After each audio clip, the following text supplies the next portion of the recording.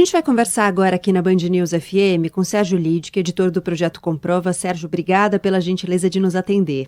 Um prazer sempre falar com vocês e com os ouvintes. Sérgio, queria começar te perguntando o seguinte: em 2019, no fim de 2019, eu lembro de ter lido, fui até resgatar aqui para essa nossa conversa, uma entrevista com um professor brasileiro que dá aula na Universidade da Virgínia, nos Estados Unidos, e ele falava que, na avaliação dele, o uso de fake news nas eleições municipais de 2020 seria uma regra, que ele achava que isso já estava disseminado como prática política. Ele pesquisa política e desinformação em grupos de WhatsApp e ele avaliava que seria o que a gente mais veria. Como é que você avalia que foi, né? A gente já está chegando aí, a gente pode dizer que a gente superou essa campanha com essa regra estabelecida, ou você acha que as coisas foram mais brandas do que a gente já viu anteriormente? Olha, eu acho que a gente tem dois momentos, tá? O momento da campanha no primeiro turno. Isso não foi uma realidade, as eleições foram não assunto nas redes sociais, ou pelo menos nas redes que lidam normalmente com conteúdo muito polarizado, com desinformação. Ela foi completamente ignorada e em seu lugar o que a gente viu foi muita desinformação sobre vacinas, sobre pandemia e sobre as eleições americanas. O que se viu durante o primeiro turno relacionado à eleição brasileira foi um questionamento forte do processo eleitoral, principalmente sobre urnas eletrônicas, sobre segurança da votação, que é um discurso, uma narrativa que já se via muito forte nas eleições de 2018. Uhum. Isso muda com o segundo turno, né? O segundo turno, já terminadas as eleições americanas, a gente viu também um arrefecimento do conteúdo sobre pandemia e sobre vacinas, e sim, os conteúdos sobre as eleições, sobre o segundo turno, começaram a aparecer bastante, né? Principalmente quando surgem as pesquisas, né? Quando as pesquisas vão desenhando algum tipo de tendência, a caixa de maldades vai sendo aberta e aí a gente começa a ver muita desinformação, muitas acusações nesses candidatos. Aí é bem polarizada a eleição e se vê muito isso. Uhum.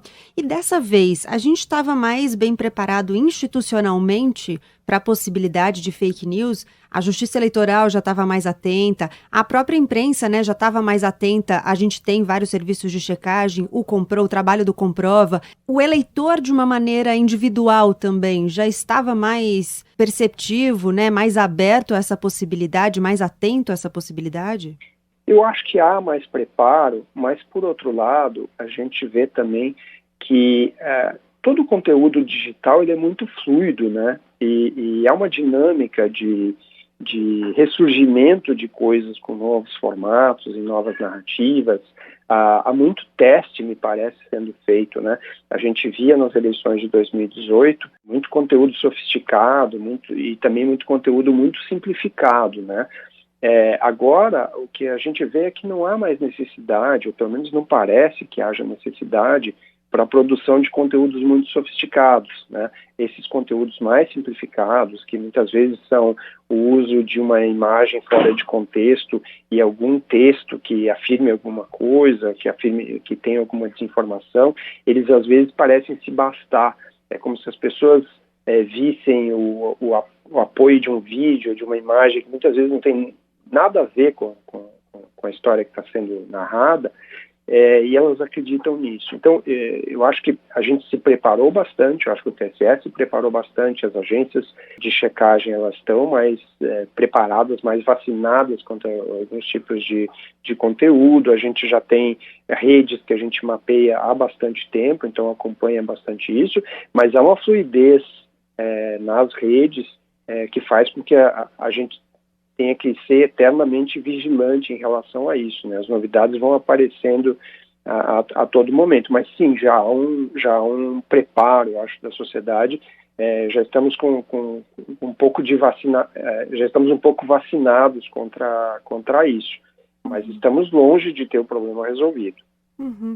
E nesse sentido ainda eu te pergunto, você acha que a gente caminhou dos últimos pleitos para cá nesse sentido de educação mesmo para a informação, de a gente saber o que a gente está consumindo e como consumir?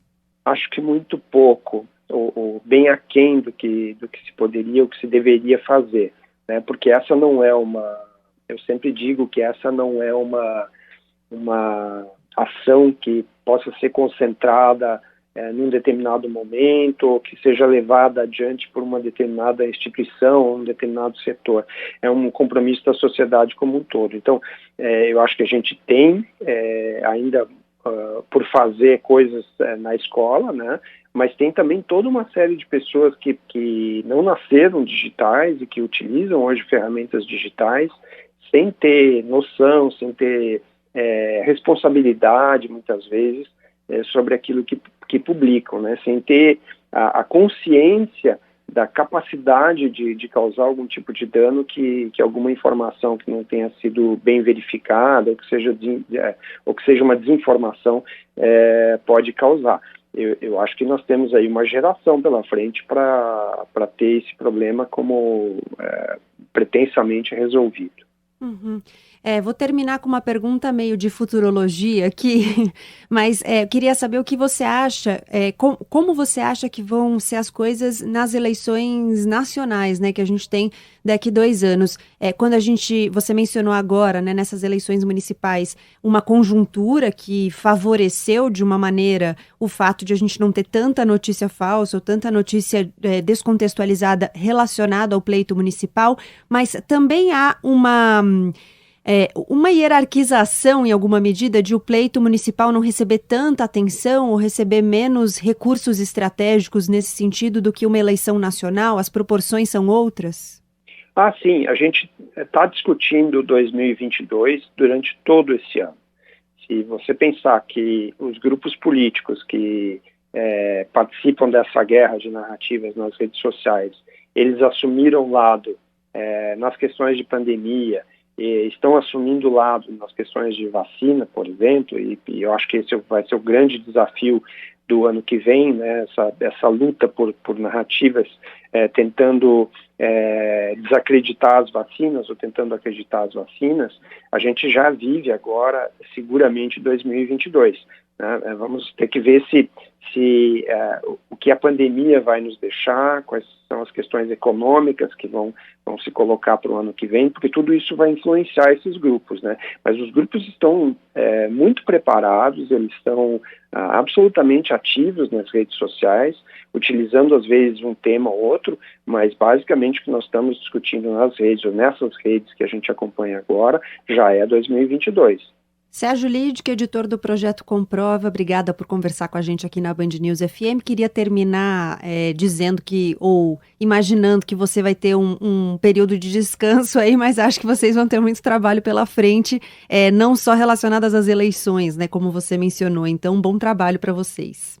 Muito obrigado pelo espaço.